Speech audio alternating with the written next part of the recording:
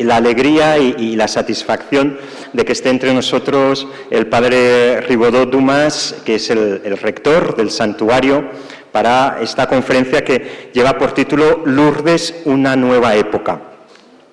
Para presentarlo, su currículum es muy largo, por tanto no vamos a perder tiempo. Si a alguien le interesa, que vaya a Google, ponga Padre Ribodó Dumas y la primera entrada será Wikipedia. Entonces, atención, alguien que tiene una entrada con su nombre en Wikipedia es alguien importante, ¿eh? Y entonces ahí sale todo. Pero me gustaría destacar dos cosas. La primera es que justo antes de ser nombrado rector del santuario, en el 2019, él ejercía un servicio eclesial como portavoz de la Conferencia Episcopal Francesa, y que la Conferencia Episcopal Francesa, en su asamblea anual, en su plenaria, se reúnen cada año en Lourdes, es el lugar donde se reúne, ¿no? Entonces, de alguna manera ya estaría como destinado allí. Pero como que las cosas grandes empiezan con semillas pequeñitas, también descubrí en su currículum que al poco de ser ordenado, uno de sus primeros servicios fue ser capellán de la Frat de Lourdes de jóvenes en París. ¿Y quién puede decir que 30, 40 años después, ¿no? Pues esa Frat abarca pues todo el mundo, ¿no? Ahora con este servicio de rector del santuario de Lourdes. La conferencia, el título de la conferencia es Lourdes, una nueva época. Como decía antes, a veces puede ser difícil hablar del futuro porque no estamos ahí, pero seguro que nos podrá dar unas claves para poder discernir, para poder escuchar lo que Dios y lo que la Virgen quiere para Lourdes en la época nueva que estamos viviendo, una época de incógnitas, pero una época absolutamente apasionante. Por tanto, bien despiertos, lo acogemos con un aplauso y le agradecemos su intervención de esta tarde.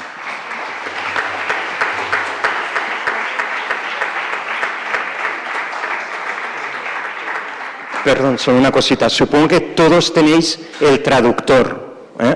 ¿Sí? ¿Vale? Tenéis el enchufe detrás, el on, y es en el 1 español, en el 2 francés. Bien.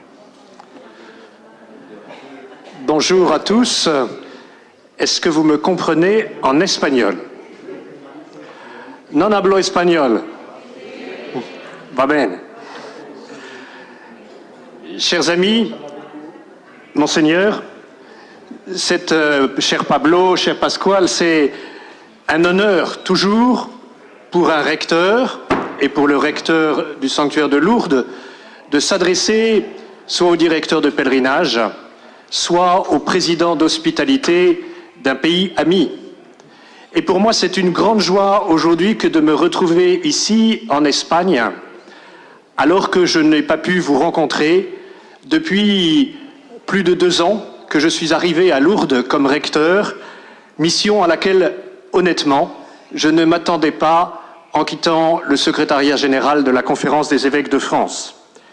Mais je considère vraiment comme le signe de votre attachement au sanctuaire l'invitation que vous m'avez faite de venir ici, conscient de la responsabilité qui est la mienne, mais surtout heureux de mesurer à quel point Lourdes a une place si importante dans le cœur des Espagnols, dans le cœur des pèlerins, dans le cœur des hospitalités, dans le cœur des diocèses d'Espagne.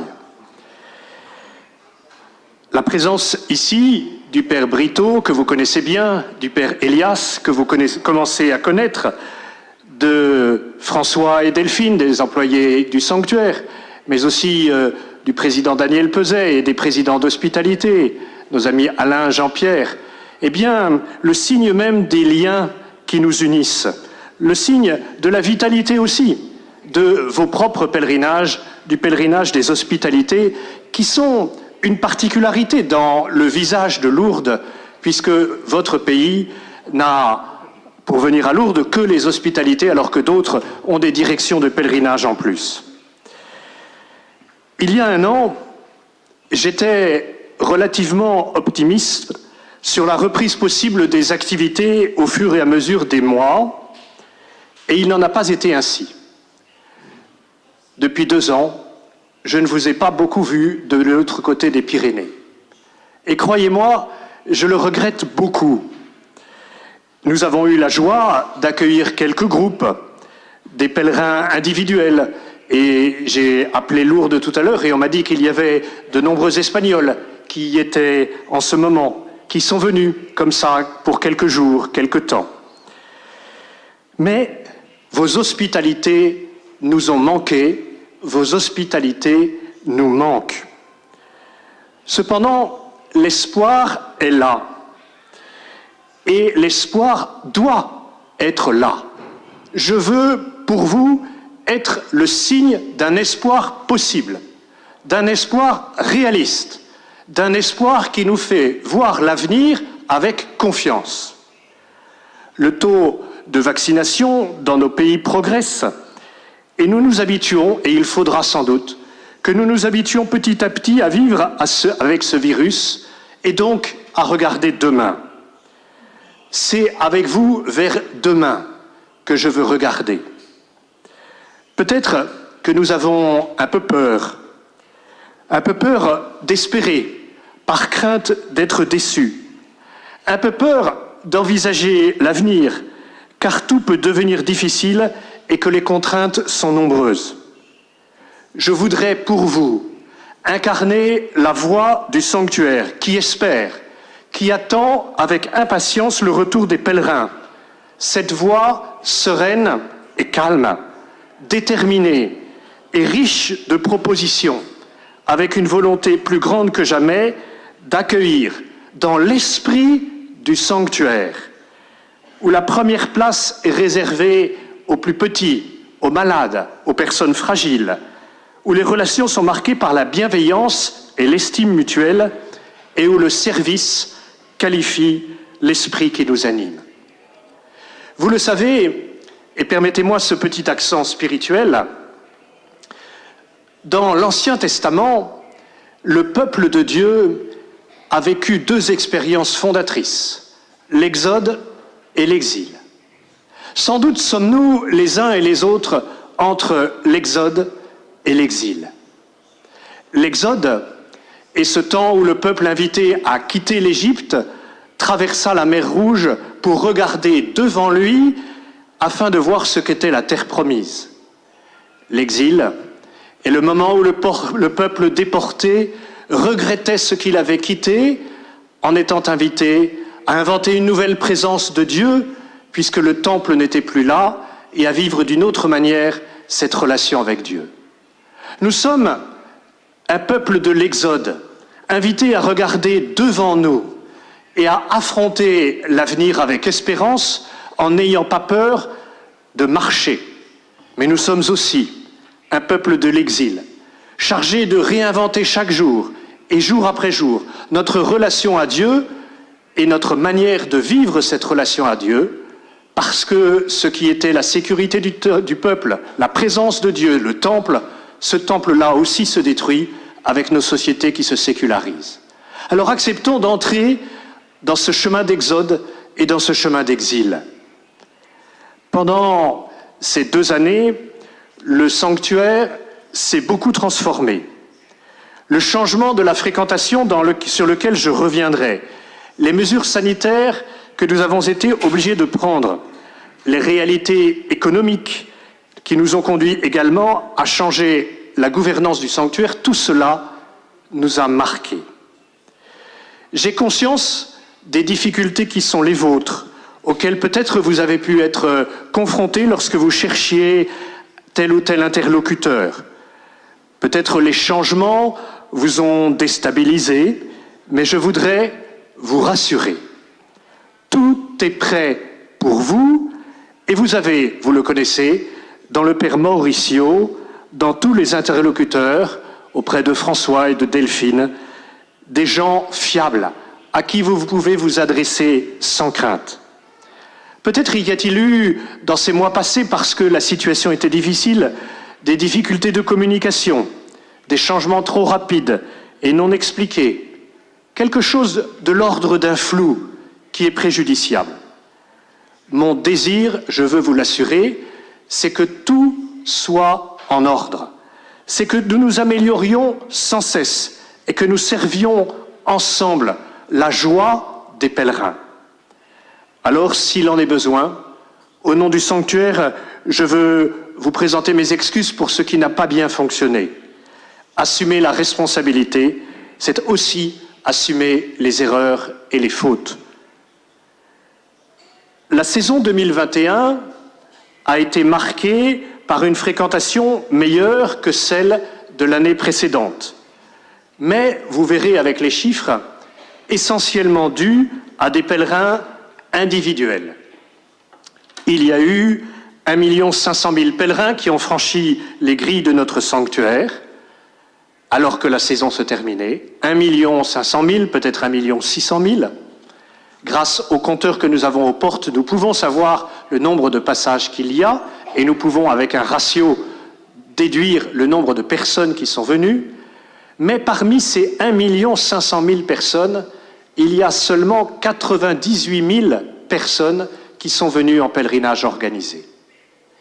La nouvelle époque du sanctuaire, c'est aussi cette époque qui consiste à accueillir aussi bien les pèlerinages organisés que la foule nombreuse de ceux qui viennent au sanctuaire de Lourdes en dehors de nos hospitalités ou de nos pèlerinages et qui cherchent quelque chose, et j'y reviendrai. Les enjeux pastoraux sont énormes et il nous faut y faire face. Mais au cours de cette année, bien au-delà de ces 1 500 000 personnes qui sont venues, ce qui a fait profondément notre joie, c'est le retour des malades. Vous n'imaginez pas à quel point la saison 2020 sans malades a été une saison terrible. Je sais que vous l'imaginez. Mais pour nous-mêmes, ce fut une saison dramatique. Le retour des pèlerins, des malades, certes en nombre moins nombreux, mais réel aussi, même si je regrette bien sûr que les malades espagnols n'aient pas pu venir, ce retour des malades est le signe qu'ils peuvent venir, est le signe qu'ils veulent venir. Et je crois donc que ce retour manifeste que Lourdes est toujours Lourdes. La nouvelle époque que nous ouvrons ne change pas radicalement Lourdes, mais Lourdes demeure ce lieu d'accueil pour tous et spécialement pour les plus fragiles. Alors je procéderai, si vous le voulez bien, en répondant à quelques questions qui m'habitent. La première de ces questions, c'est de vous redire pourquoi venir à Lourdes. Pourquoi on vient à Lourdes? Oh, le Père Brito y a fait référence tout à l'heure, il y a une grâce unique de ce lieu. Mais permettez-moi de vous dire d'abord qu'on vient à Lourdes en pèlerinage. Pèleriner, ce n'est pas n'importe quelle aventure. C'est pour l'Église aujourd'hui quelque chose d'essentiel. Nous avons, me semble-t-il, dans nos églises, à retrouver le sens même du pèlerinage qui consiste à quitter pour se mettre en route afin d'arriver à un but. Il nous faut, nous, dans l'Église, nous mettre à l'écoute de ceux et de celles qui nous invitent à quitter nos certitudes, quitter notre confort, quitter nos habitudes, pour vivre dans la confiance, comme Abraham, l'appel de la promesse et la vue de la terre promise, la vue de l'alliance. Nous quittons parce que nous sommes appelés. Venir en pèlerinage, c'est répondre d'abord à un appel. C'est l'appel d'Abraham, c'est l'appel de nos pères dans la foi, c'est l'appel de Marie. Nous nous mettons en route aussi, et symboliquement c'est tellement important que nos pèlerinages soient l'image de cette Église qui se met en route. L'image de cette Église qui ne s'arrête pas parce qu'elle penserait avoir atteint le but, ou l'image de l'Église qui ne s'arrête pas parce qu'elle penserait ne jamais y arriver. Alors même, vous le savez, que notre Église en France traverse des moments extrêmement difficiles, comme dans tant d'autres pays du monde, il est bon de se rappeler que nous ne pouvons pas, comme le prophète Élie, nous asseoir dans le désert en demandant la mort. Il nous faut entendre Dieu qui nous dit « Lève-toi et mange », c'est-à-dire « Lève-toi, marche et prends des forces » pour pouvoir découvrir le visage de Dieu qui se dira non pas dans le tremblement de terre, dans le tonnerre, mais dans le doux murmure de la brise légère. Quitter, se mettre en route, mais aussi atteindre le but. Le but de nos pèlerinages est un but transitoire. C'est Lourdes. Mais vous savez bien que ce pèlerinage est à l'image même de ce qu'est la vie chrétienne, cette marche sur la terre, pour découvrir déjà ce qui nous attend dans la communion avec Dieu lorsque nous vivrons avec lui. Lorsque Marie invite Bernadette à vivre non pas simplement de l'amour de ce monde, mais de l'autre, c'est bien déjà ce pèlerinage qu'elle nous invite à faire pour goûter cet amour qui est initié par la rencontre qu'elle a vécue avec Marie. Mais ce pèlerinage, il a lieu à Lourdes. Nous sommes tous persuadés qu'il y a là quelque chose de spécial qui y est. Vous y venez non pas parce que le recteur vous y invite, même s'il est insistant, mais vous y venez vraiment parce que c'est Marie qui le demande avec délicatesse et avec tendresse, parce qu'elle a demandé à Bernadette de lui faire la grâce de venir ici 15 jours, parce qu'elle lui a demandé d'aller dire au prêtre de bâtir ici une chapelle et de venir en procession. C'est ce que le père Brito nous a expliqué ce matin. Et depuis 1858, les foules ne cessent de venir. Elles sont diverses, mais elles expriment tellement bien la richesse de notre humanité. Petit à petit, au fur et à mesure, les avancées technologiques ont permis le rayonnement du sanctuaire et les foules des pèlerins sont arrivées.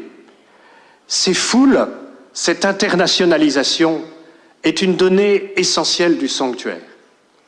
Je voudrais signaler ici peut-être un rôle spécifique du père Mauricio.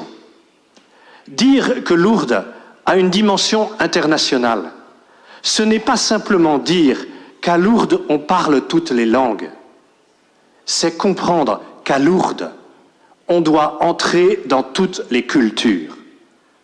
Il faut que nous sachions capables d'incarner le message de Lourdes dans toutes les cultures. Il ne s'agit pas de penser en français pour traduire dans d'autres langues, mais de comprendre dans des cultures différentes de la nôtre, de nos cultures occidentales aussi, puisque Lourdes est ouvert au monde entier, puisqu'en 2019, des Brésiliens, des Indonésiens, des Chinois, des Africains, des Asiatiques, des gens du monde entier sont venus.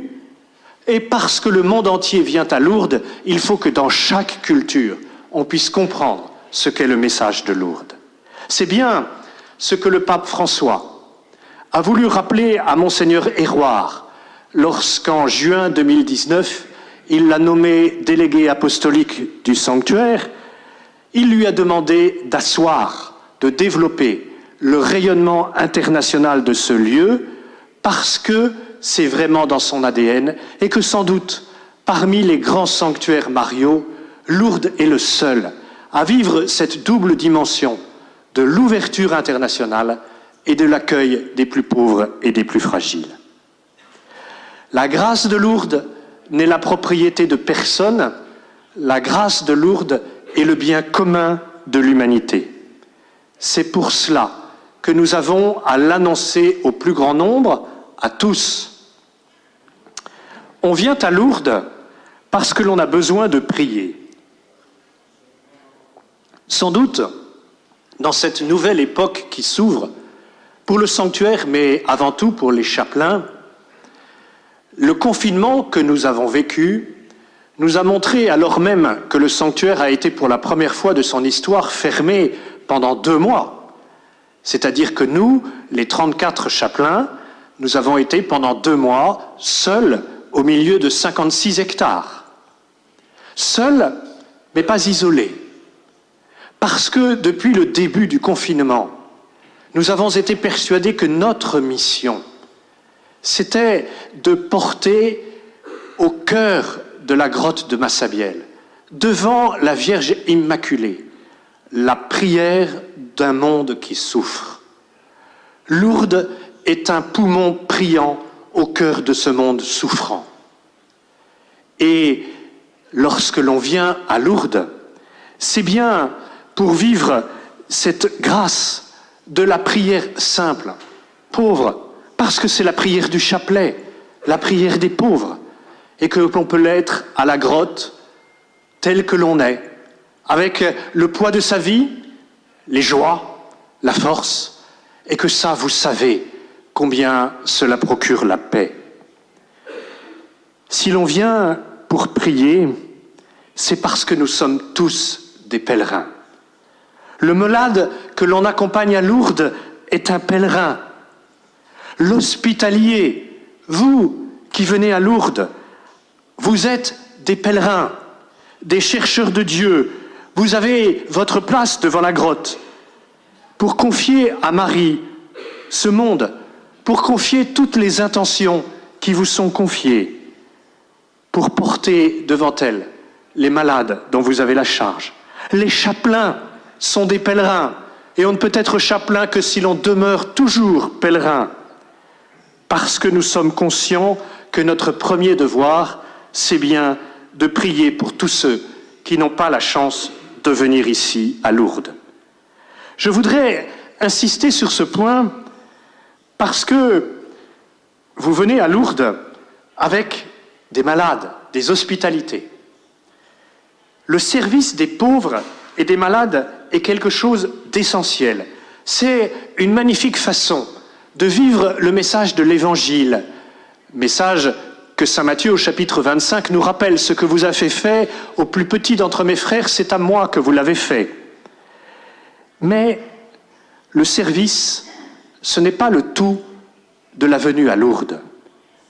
On peut même penser que parfois, on peut être tellement pris par le service qu'on en oublierait de prier. Or, vous êtes des priants. Vous êtes en pèlerinage pour prier comme Bernadette l'a fait, pour rentrer dans la joie de cette rencontre avec Marie, simple, à la grotte, humble, et pour l'écouter, vous dire: faites tout ce qu'il vous dira. Alors, même si l'on n'emmène pas de malade à Lourdes, hospitalier, vous avez toute votre place à Lourdes. Vous y êtes comme pèlerin et vous y êtes attendu, même par les malades, pour les porter dans la prière avec vous. On vient à Lourdes parce que l'on a besoin de trouver la paix dans son corps, la paix dans son cœur et dans son esprit aussi. Cette paix se conjugue avec la fraternité et la bienveillance, qui sont la marque caractéristique qui doit animer le service. Service des plus petits, service des plus faibles, parce que c'est le service de Marie, la plus humble. Service de l'Église, parce que c'est le service de la communion, qui doit être un marqueur indéfectible de notre vie. Je le dis car je mesure depuis plus de 2 ans que je suis ici, à Lourdes plus exactement, combien là où la Vierge est présente, le démon parfois peut rôder. Et nous savons que parfois nous pouvons être entraînés dans des querelles qui sont toujours des querelles stériles, alors que ce qui nous est demandé, c'est de vivre ce que le psalmiste nous dit: comme il est bon, comme il est doux, pour des frères de vivre ensemble et d'être unis. On vient à Lourdes aussi, et vous le faites, parce qu'on a besoin, c'est vrai, de servir. Ce service, c'est la manifestation d'un amour en acte et en vérité dont parle l'Écriture. Et il est l'imitation de Jésus, qui, ayant aimé les siens qui étaient dans le monde, les aima jusqu'au bout. Ce service est humble et caché. Il demande beaucoup d'humilité. Il refuse de se transformer en un pouvoir qui ferait de nous des chefs. Non, hospitaliers, nous sommes au service. Le service des malades n'est pas le seul service que nous pouvons rendre. Il y a le service des pèlerins en général, et ceux qui sont à l'hospitalité Notre-Dame de Lourdes savent que dans les différents services de cette hospitalité, il y a tant et tant à faire pour les pèlerins. Mais je crois que les années qui viennent vont aussi nous inviter à imaginer d'autres services.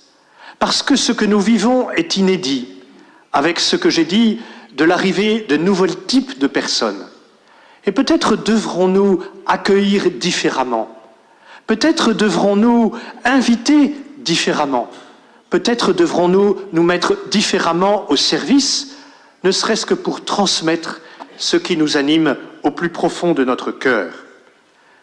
Alors, il faut, comme les hommes de l'Exode, ne pas avoir peur de regarder devant et avancer avec confiance, en se disant que si de nouveaux services nous seront demandés, alors nous serons capables de les assumer. On vient à Lourdes parce que l'on cherche. Lourdes n'est pas la propriété des catholiques. Et la fraternité qui y est vécue doit être un signe pour nos contemporains. L'archevêque de Paris, Monseigneur Michel Aupetit, a présidé le pèlerinage national français le 15 août. À cette occasion, il a redit ce qu'une malade lui avait un jour dit: Lourdes, ce n'est pas le monde à l'envers parce que les plus petits ont la première place, mais c'est le monde à l'endroit. Si Lourdes est le monde à l'endroit, c'est-à-dire le monde de l'Évangile, alors ce monde-là, tous doivent pouvoir le découvrir. Nous savons bien que nous avons une mission qui est une mission d'annonce de l'Évangile. Nous savons bien que dans ce monde de plus en plus sécularisé, les sanctuaires ont un rôle essentiel dans l'évangélisation. Vous, hospitaliers, vous avez une mission essentielle, cruciale, pour montrer à nos contemporains que la mort, que la vulnérabilité, que la faiblesse ne sont pas des impasses, mais qu'elles sont une invitation à la confiance, une invitation à la fraternité, une invitation à découvrir la dignité intrinsèque de toute personne. Le témoignage que vous avez à rendre, vous le vivez en venant à Lourdes, et je sais que vous le vivez tout au long des années en servant les malades. C'est un témoignage pour le monde, et vous venez à Lourdes pour vous ressourcer dans cette faculté de témoigner. Nous sommes tous des disciples missionnaires à l'invitation du pape François, et nous avons à montrer que la dignité de la personne humaine n'est ni dans son intelligence, ni dans sa santé, ni dans sa richesse, mais dans son humanité qui n'est jamais défigurée aux yeux de Dieu. Alors, à nous de le faire découvrir et de montrer ainsi qu'il y a plus de joie à donner qu'à recevoir. Renouvelons-nous dans notre mission, non pas simplement d'être serviteurs, mais d'être témoins. Témoins de l'Évangile en annonçant et en disant ce qui nous fait vivre autour de nous. La place de vos hospitalités au cœur de la société espagnole est essentielle. La place du sanctuaire, non pas simplement au cœur de l'Église, mais au cœur de la société française, est essentielle. Le sanctuaire est prophétique, parce que c'est le lieu de la rencontre, prophétique, parce que c'est le lieu où les plus petits ont la première place, prophétique, parce que c'est le lieu où parfois la raison s'arrête devant l'acceptation qu'il y ait des choses qui soient incompréhensibles et qu'on déclare que des personnes peuvent être guéries pour des raisons médicalement inexplicables. Alors, frères et sœurs, mes amis, soyons des prophètes et n'ayons pas peur de l'être. Ces 2 saisons nous ont donc montré l'importance des visiteurs d'un jour, des pèlerins d'un jour, qui viennent parfois avec des malades et des personnes handicapées. Parmi eux, il y a des gens qui croient et des gens qui ne croient pas. Il y a aussi beaucoup d'Espagnols, je l'ai dit, qui viennent en raison de la proximité de votre pays. Certains connaissent le sanctuaire et d'autres non, et n'ont guère d'idée de ce qui s'y vit. Or, de plus en plus, il me semble, Lourdes va sortir de l'inconscient collectif. Il y a eu des générations qui ont transmis ce qui se vivait à Lourdes. Les générations des plus jeunes n'auront sans doute plus la même conscience de ce que se vivait à Lourdes parce que leurs grands-parents ne leur auront plus forcément raconté ce qu'ils y ont vécu en pèlerinage. Si Lourdes vit une nouvelle époque, c'est aussi une époque pour entrer d'une nouvelle façon dans la mémoire collective ce qu'est le sanctuaire de Lourdes, parce que sinon, les jeunes ne pourront jamais le découvrir. Nous avons cette responsabilité de transmettre ce qu'est Lourdes, parce qu'il y a vraiment une rupture de mémoire. C'est pourquoi nous, notre responsabilité, comme vous, c'est par les moyens modernes, les moyens digitaux, de pouvoir permettre à vos pèlerins d'avoir comme un sas qui leur permet d'entrer à Lourdes en comprenant déjà un peu ce qui s'y vit, alors même qu'ils ne l'ont pas déjà expérimenté. Parce que il nous faut aller chercher des pèlerins qui ne sont jamais venus aller à Lourdes. Nous ne pouvons pas nous satisfaire de ceux qui sont déjà venus une fois, 2 fois, 10 fois, 15 fois parfois. Mais nous avons à amener ceux qui ne sont jamais venus et ceux qui peut-être ne le demandent même pas. Nous avons à aller les chercher pour leur montrer que là, ils vivront une expérience spirituelle inédite. Nous avons à aller chercher les malades pour que là, pour leur dire que là, ils feront une expérience de guérison incroyable. Guérison du corps, guérison du cœur. Mais il faut leur expliquer avant ce qu'ils vont trouver. Sinon, ils seront comme sidérés et ne pourront pas entrer. Nous réfléchissons au sanctuaire, à avoir, avant d'entrer dans le sanctuaire, comme un lieu qui permette aux gens de découvrir un peu ce qu'ils seront appelés à vivre. N'ayez pas peur de proposer une vraie expérience spirituelle, même à ceux qui ne croient pas, même à ceux qui doutent. Marie les attend aussi. Marie les accueille aussi. Elle est là et elle guide leurs pas. Alors, invitez largement. Ne nous cantonnons pas, ne nous limitons pas au cercle que nous connaissons pour faire venir des pèlerins, mais imaginons de nouveaux réseaux pour venir à Lourdes, pour appeler les gens. Vous savez, en français, nous avons une expression significative qui n'est pas d'un langage très châtié. Quand quelque chose est difficile, on dit qu'il faut aller le chercher avec les dents. Je vous invite à aller chercher les pèlerins, à inviter les malades avec les dents, parce que nous ne pouvons priver personne de cette grâce unique qu'ils feront dans la rencontre avec Marie. Mais alors, comment venir à Lourdes ? C'est la deuxième question que je voudrais vous poser. Ces 2 années ont été difficiles, d'abord, pour les malades qui n'ont pas pu venir, pour les pèlerins aussi, qui ont eu du mal à arriver jusqu'à Lourdes, pour vous, je le sais, président d'hospitalité, qui avait été affronté à des questions difficiles, de savoir si vous deviez maintenir ou annuler votre pèlerinage. Et je sais que si parfois j'ai eu l'impression d'insister, et je m'en excuse, je ne l'ai pas fait pour vous mettre dans l'embarras, mais dans cette conviction très profonde qui m'anime, que Lourdes est un lieu de grâce et que nous ne pouvons pas priver les gens de cette grâce de Lourdes.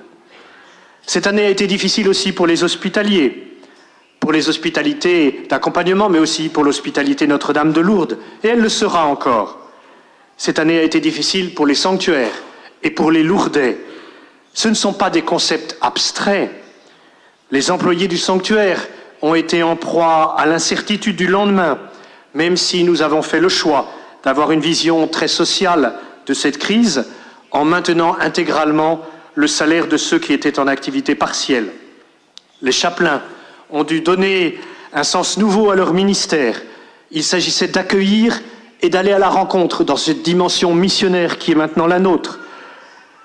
Difficile aussi, bien sûr, pour les socioprofessionnels, tout spécialement pour les hôteliers, car la présence des pèlerins individuels ne remplit pas leurs établissements.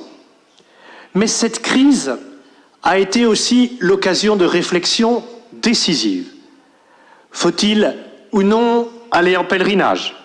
Faut-il emmener des malades ou seulement venir avec des hospitaliers? Combien? En petite délégation ou au grand nombre?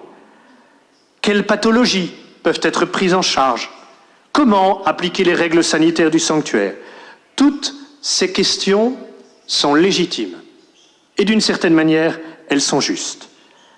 Je voudrais attirer votre attention sur deux d'entre elles qui me paraissent aujourd'hui fondamentales pour l'ensemble des hospitalités, mais vous l'appliquerez peut-être d'une manière spécifique aux vôtres.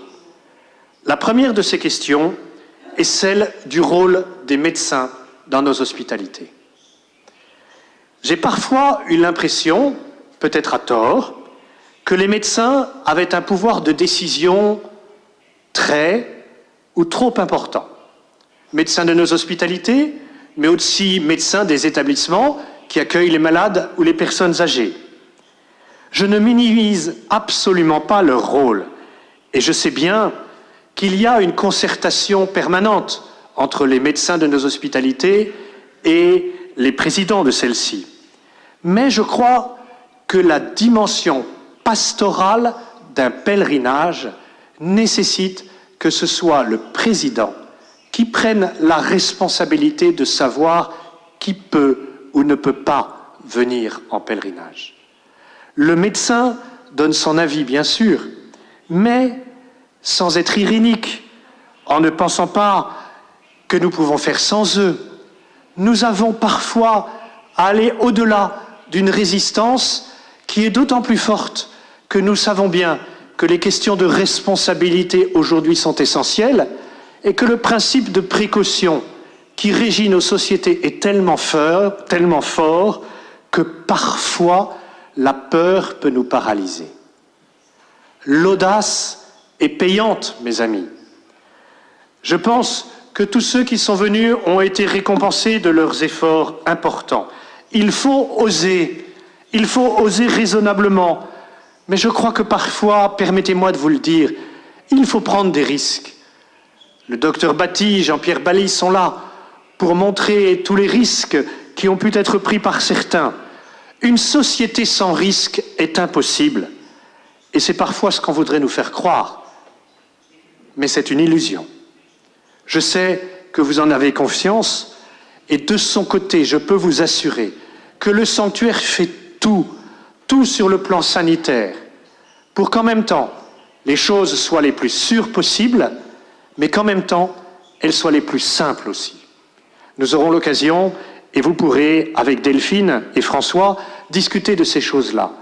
Mais c'est notre responsabilité de trouver cet équilibre pour permettre au pèlerinage de venir en toute sécurité et sérénité. Première question donc, le rôle des médecins.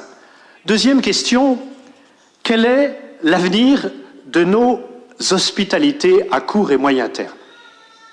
Oh, cette question sans doute a quelque chose de provocateur, parce que je vous vois fort, vigoureux, avec des hospitalités, je ne dirai pas le nom parce que je pourrais toutes les citer, tellement nombreuses, tellement belles, avec tellement d'engagement. Mais permettez-moi quand même de nous interroger. Sommes-nous aujourd'hui dans la même situation qu'il y a 10 ans? Sommes-nous aujourd'hui dans la même situation qu'il y a 5 ans? Pour un certain nombre qui n'en sont pas venus en pèlerinage depuis 2 ans, comment allons-nous faire pour avoir suffisamment de force et reconstruire quelque chose qui ne pourra jamais être la reproduction intégrale de ce que nous faisions avant? Parce que rien ne sera plus comme avant. Parce qu'il y aura toujours cette dimension sanitaire qui sera présente. Parce qu'il y aura une peur qu'il faudra vaincre. Parce qu'il y aura des habitudes qui auront été perdues, et c'est heureux. Et parce que nous avons à inventer de nouveaux modes pour les générations nouvelles d'être présents à Lourdes.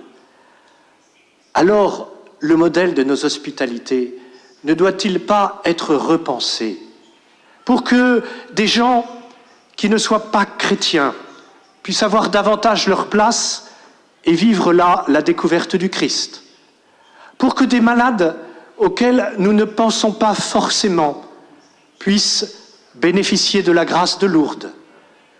Nous sommes habitués à emmener des malades physiques, mais il y a aussi les malades psychiques, si nombreux au cœur de nos sociétés. Il y a aussi les malades sociétaux, c'est-à-dire ceux que l'on met au banc de nos sociétés. Il y a aussi les malades spirituels, c'est-à-dire ceux qui n'ont pas et qui ne trouvent pas leur place dans l'Église et qui, à Lourdes, peuvent trouver ce lieu dans lequel la relation fraternelle est si belle qu'elle dit l'Église.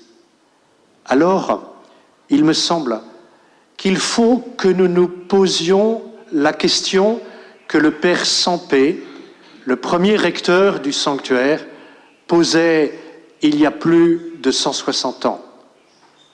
Des malades veulent venir à Lourdes, que faut-il mettre en œuvre pour aller les chercher, pour les accompagner et pour les accueillir? Ne pensons pas, mes amis, que c'est parce que cela s'est toujours fait comme cela qu'il faut toujours faire comme cela. Nous sommes convoqués à inventer. Nous sommes convoqués à innover et à créer. C'est ce que nous avons essayé de faire au sanctuaire. Osons de nouvelles propositions. Des propositions pour les malades, mais des propositions aussi pour les hospitaliers, pour leur formation, pour leur dimension spirituelle, pour leur permettre de vivre quelque chose de nouveau. Nous ne rayerons pas d'un trait de plume ces années. Lourdes a 3 richesses qui sont autant de difficultés. Nous réunissons des foules en grand nombre, nous en réunissions et nous en réunirons à nouveau, j'en suis sûr, des foules en grand nombre de personnes vulnérables qui viennent de tous les coins du monde. 3 richesses, 3 fragilités. À nous, sanctuaires, de nous adapter, mais il faut aussi que nos modèles d'hospitalité puissent évoluer, et c'est parce que nous nous portons encore bien que nous pouvons le faire. Alors, je vous le demande avec insistance, ne croyons pas que nous avons simplement à reprendre ce qui s'est fait, mais n'ayons pas peur, comme des hommes de l'Exode, de regarder devant, et comme les hommes de l'exil, de réinventer. Réinventons notre pèlerinage à Lourdes. Pardonnez-moi ces interpellations qui peut-être sont trop fortes et mal formulées, mais elles manifestent en tout cas l'attachement que je porte, moi, à votre mission. 3e question que je voudrais traiter avec vous, vers quoi allons-nous? Depuis le 11 février 2021, le sanctuaire de Lourdes est devenu un sanctuaire national. Ces statuts, votés par les évêques de France en novembre 2020, sont maintenant pleinement appliqués. Le caractère national du sanctuaire de Lourdes permet que la conférence des évêques de France prenne davantage en charge l'accueil et la mission même du sanctuaire, lieu si emblématique de notre pays, avec l'évêque de Tarbes et Lourdes. Vous savez que Monseigneur Brouvet, l'actuel évêque de Tarbes et Lourdes, a été nommé au siège de Nîmes et que nous attendons dans les prochaines semaines ou les prochains mois le nouvel évêque de Tarbes et Lourdes qui aura la juridiction sur le sanctuaire parce que son arrivée coïncidera avec la fin de la mission de Monseigneur Héroard, délégué apostolique du Saint-Père pour le sanctuaire. Mais ce caractère national permet d'organiser le fonctionnement des différentes instances au sein même du sanctuaire. Les statuts du sanctuaire prévoient ainsi l'existence d'un conseil épiscopal d'orientation présidé par l'évêque de Tarbes-et-Lourdes, composé de l'archevêque de Toulouse et de 3 autres évêques nommés par le conseil permanent, du recteur, et en même temps de quelques experts laïcs qui ainsi nous aident à réfléchir sur les grandes orientations qui sont à mettre en place. Les fonctions des uns et des autres, de l'évêque, du recteur, du directeur du sanctuaire sont clairement établies. Désormais, c'est clair. Si l'évêque donne les grandes orientations, le recteur est responsable du fonctionnement du sanctuaire au quotidien et le directeur de mettre en œuvre dans les dimensions économiques, sociales, ce qui est décidé par le recteur en lien avec l'évêque. Et je travaille avec le directeur du sanctuaire dans une manière extrêmement confiante et loyale pour que les uns et les autres, nous sachions bien ce que nous avons à faire. Ce statut national n'enlève rien au caractère international du sanctuaire, comme je l'ai dit, mais il éclaircit la gouvernance. Le sanctuaire a une dimension, un rayonnement international, mais il est national pour permettre à la conférence des évêques d'avoir un rôle plus aigu dans le soin qu'il a vis-à-vis de lui. Le sanctuaire, cette année, a fait d'importants efforts pour avoir une pastorale renouvelée afin d'accueillir ceux qui viennent et qui ne connaissent pas le message de Lourdes. Nous avons beaucoup travaillé avec la ville et avec l'État pour permettre à la ville de Lourdes de rebondir. Nous sommes en train de travailler avec les différents partenaires et notamment les socioprofessionnels sur un plan Avenir Lourdes. Parce que je veux ici devant vous avoir encore une fois une pensée toute particulière pour les habitants de notre ville, pour tous les socioprofessionnels, pour les hôteliers, pour ceux qui tiennent des commerces de piété, pour les autocaristes, pour les restaurateurs, pour tous ceux qui vivent des pèlerinages. Leur situation depuis 2 années est dramatique grâce aux aides de l'État, qui est généreux vis-à-vis de Lourdes. Ils ont pu avoir des aides, mais nous sommes chargés d'assurer l'avenir de Lourdes. L'avenir de Lourdes ne passera que sur le rayonnement de Lourdes. L'avenir de Lourdes, du sanctuaire de Lourdes, c'est le sanctuaire de Lourdes qui est l'avenir de Lourdes. Et s'il nous faut permettre à des pèlerins de rester un peu plus longtemps dans cette belle région des Hautes-Pyrénées pour découvrir ce qu'il y a de plus beau, il faut aussi permettre à ceux qui viennent découvrir les Hautes-Pyrénées de devenir pèlerins. Notre format de pèlerinage doit s'inscrire dans ce territoire même pour vivre une expérience spirituelle, mais pour permettre aussi de vivre une expérience plus large. C'est parce que les uns et les autres dans cette ville, nous serons unis sur ce socle commun qu'est le sanctuaire, que nous nous appuierons les uns sur les autres, que toute l'économie de la ville redémarrera, et c'est ma mission de recteur de permettre cela, parce que j'ai le souci du bien commun de tous. Alors, il faut que nous réfléchissions ensemble au fait que beaucoup de pèlerins ne passent plus par nos organisations. Beaucoup viennent en voiture, seuls. Et vous savez combien il est facile d'organiser son propre pèlerinage avec son smartphone le soir dans son lit, en réservant une voiture ou un billet d'avion et sur booking.com, sans publicité, une chambre d'hôtel. Mais qu'est-ce que nous permettons alors à ces gens de vivre ? La proximité de l'Espagne avec Lourdes fait que ce nombre de pèlerins est particulièrement forte. C'est notre mission à nous, sanctuaires, de l'accueillir, de les accueillir, mais il me semble que vous, qui êtes au cœur de l'Église d'Espagne, vous ne pouvez pas faire l'impasse sur ces nouveaux pèlerins. Vous ne pouvez pas faire l'impasse sur ceux qui viennent sans vous, sur ceux qui viennent en ne vous connaissant pas forcément.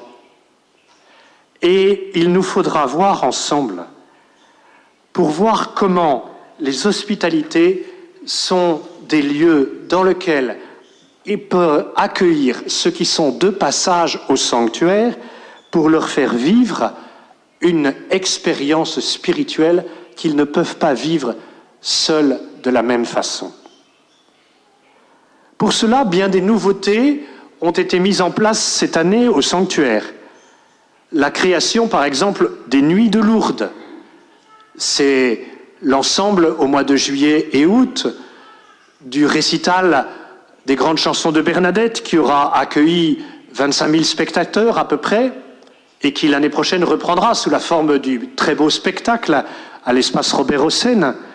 Mais c'est aussi la procession qui a été retravaillée, la procession au flambeau, retravaillée afin d'augmenter l'intensité, l'intériorité, la dimension priante et la mise en lumière des basiliques pour que les dimensions de l'émotion soient aussi présentes et permettent de vivre une vraie expérience. Nous avons voulu accroître ainsi la possibilité pour les pèlerins de vivre dans cette procession mariale quelque chose de très fort. L'ouverture du parvis Sainte-Bernadette pour l'accueil des jeunes et des groupes est aussi une nouveauté. Elle permet de rentrer dans le message de Lourdes par d'autres biais, par quatre thèmes qu'avec mon conseil j'ai choisis. Comment peut-on, par la dimension de la solidarité et de la pauvreté, découvrir quelque chose du message de Lourdes? Comment, par la dimension des jeunes et des vocations, peut-on découvrir quelque chose du message de Lourdes? Comment peut-on, par la dimension de la mission et de l'évangélisation, découvrir quelque chose de Lourdes? Comment peut-on, par la dimension de la solidarité internationale, découvrir quelque chose de Lourdes? Vous voyez bien que ces thèmes nous renvoient sur le message de Lourdes, mais qu'ils prennent appui sur des points différents, et que situé à côté de l'église Sainte-Bernadette, à l'hémicycle Sainte-Bernadette, ce parvis est fait pour les groupes, par des animations diverses, pour des groupes et pour des pèlerins individuels.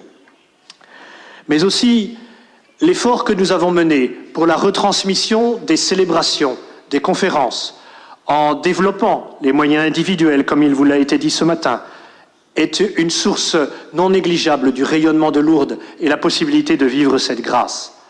Mais je pense également à l'importance des missions Notre-Dame de Lourdes que nous avons montées cette année et dont pour l'instant 18 diocèses français ont pu bénéficier. Ces missions Notre-Dame de Lourdes qui reposent sur cette conviction que j'ai, que la grâce de Lourdes ne s'enferme pas à l'intérieur des grilles du sanctuaire, mais qu'elle est invitée à les dépasser et que nous avons donc, puisque certains pèlerins ne peuvent pas venir à Lourdes, à aller vers eux. Lourdes doit aller vers les pèlerins. C'est notre mission.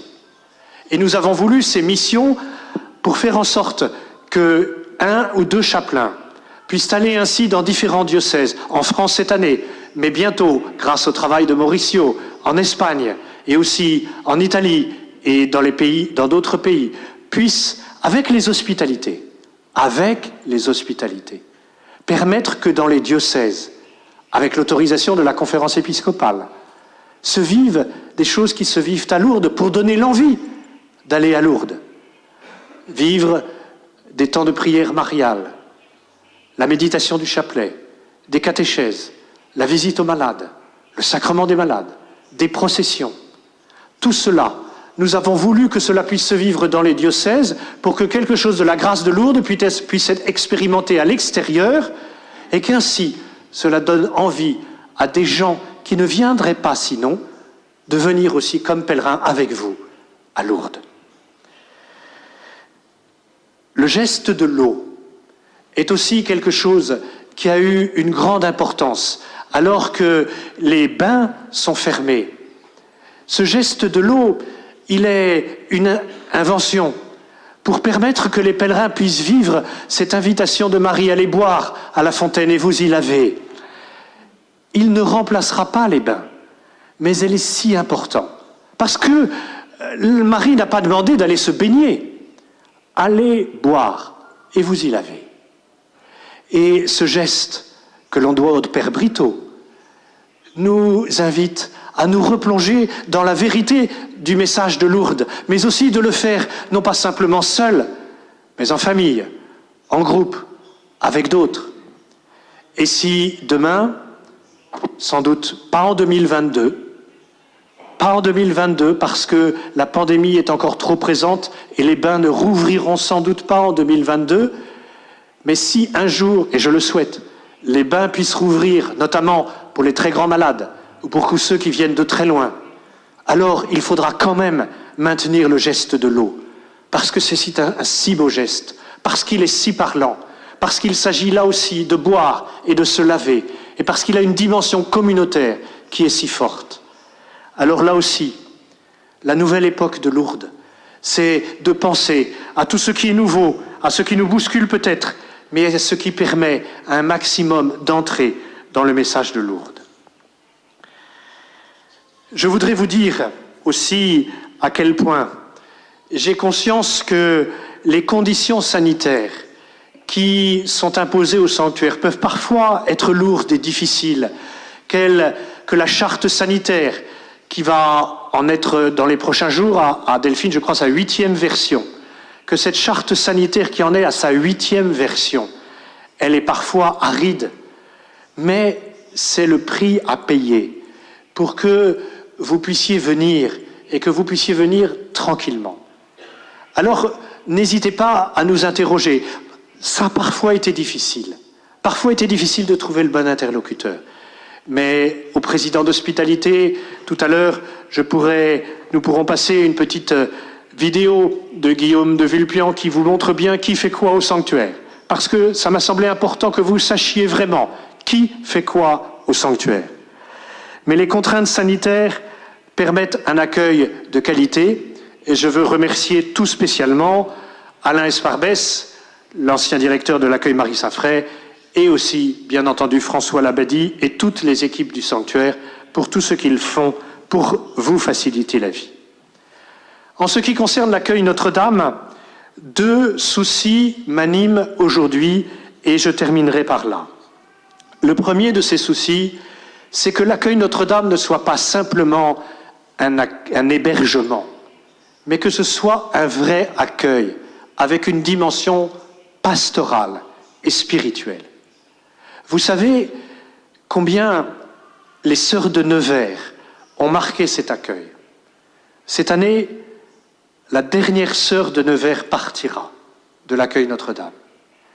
Et c'est pour moi quelque chose de très symbolique, et en même temps, je le dis, de très douloureux, de nous dire que la congrégation dans laquelle Bernadette est entrée n'aura plus de religieuse en service à l'accueil Notre-Dame. Mais cela nous invite à trouver une dimension spirituelle nouvelle en faisant appel à des congrégations religieuses pour être présentes à l'accueil Notre-Dame.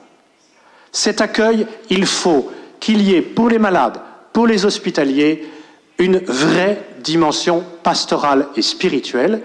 Et je suis donc en train de discuter avec des communautés religieuses pour les inviter à envoyer des religieuses à l'accueil afin qu'elles puissent remplir leur mission. Dans cet accueil, il faut que nous hébergions ceux qui doivent l'être, c'est-à-dire les malades et ceux qui les accompagnent. Nos hébergements n'ont pas vocation à être des hôtels et à faire de l'hôtellerie, parce que ce n'est pas la vocation du sanctuaire de le faire.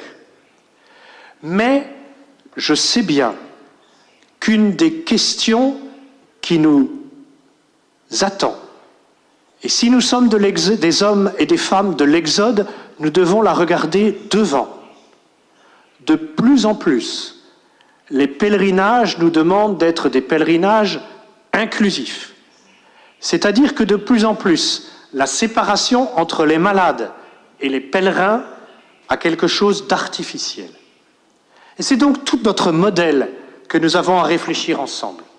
Pour les hôtels, pour les accueils, pour permettre de vivre ce lien profond entre les malades et les hospitaliers, qui ne se vit pas simplement à l'occasion de quelques moments, mais pendant toute la durée du pèlerinage.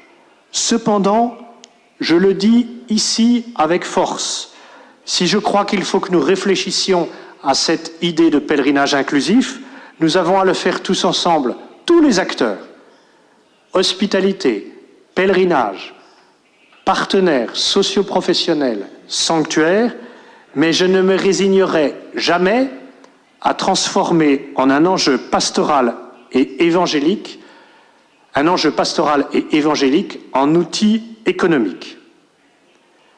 Le sanctuaire ne sera pas et ne sera jamais un lieu où l'on cherche à faire de l'argent. Il faut être conscient cependant que la ville de Lourdes va changer, car c'est pour elle le seul moyen de survivre. Les contacts que vous avez avec les hôteliers vous le disent bien. Une montée en gamme des hôtels de Lourdes est pour beaucoup, pour certains, nécessaire pour accueillir de nouveaux publics et d'autres publics, et ce changement s'accompagnera sans doute d'une hausse des tarifs. Penser Lourdes pour demain, c'est aussi penser à un nouveau modèle économique de nos pèlerinages. Il faut que nous réfléchissions à un nouveau modèle économique de nos pèlerinages pour que la question tarifaire, financière, ne soit pas un obstacle et pour que les plus pauvres puissent toujours venir à Lourdes. Cette réflexion, nous avons à la mener aussi ensemble. Alors, pour terminer, et en vous remerciant de votre patience, je veux vous dire combien la communauté des chapelains s'est profondément renouvelée cette année, avec le départ de Monseigneur Darod, qui aurait été tellement heureux d'être parmi vous et qui aurait eu cet avantage pour moi, par rapport à moi, de vous parler dans votre langue. Mais je veux lui rendre hommage pour les 7 années qu'il a passées au sanctuaire et pour le service très grand qu'il a rendu aux uns et aux autres. Dom Pascal Boulic, qui était en charge de la pastorale des jeunes, nous a également quittés pour rejoindre Mulhouse, dans l'est de la France. Le père Marco Marcis et le frère Marie-Nicolas Capucin sont également partis pour d'autres missions. Nous avons accueilli de nouveaux prêtres et nous en sommes heureux. Le père Denis Tosser, qui est prêtre du diocèse d'Angers et qui a la responsabilité dorénavant de la liturgie au sanctuaire. Dom Maxence Bertrand, prêtre de la communauté Saint-Martin, qui succède à Dom Pascal pour la pastorale des jeunes et qui sera accompagné du frère Marc-Olivier de Vaugiraux, qui est un capucin, et le frère Giovanni, un autre capucin, a rejoint également la communauté. Nous avons 2 nouveaux oblats de Marie Immaculée qui viennent d'Afrique, le père Martins et le père Jean-Baptiste, et c'est pour nous une richesse que notre communauté de chapelains soit une communauté qui soit ouverte à la dimension internationale, comme le sont les sanctuaires. Mais je remercie aussi tout spécialement Don Jean-Xavier Salfranc, qui a accepté la charge de vice-recteur pour porter avec moi cette mission. Mais ma gratitude va aussi, Monseigneur, à la conférence épiscopale d'Espagne, qui met à notre disposition le père Mauricio, le père Elias, pour cette mission si importante de coordinateur.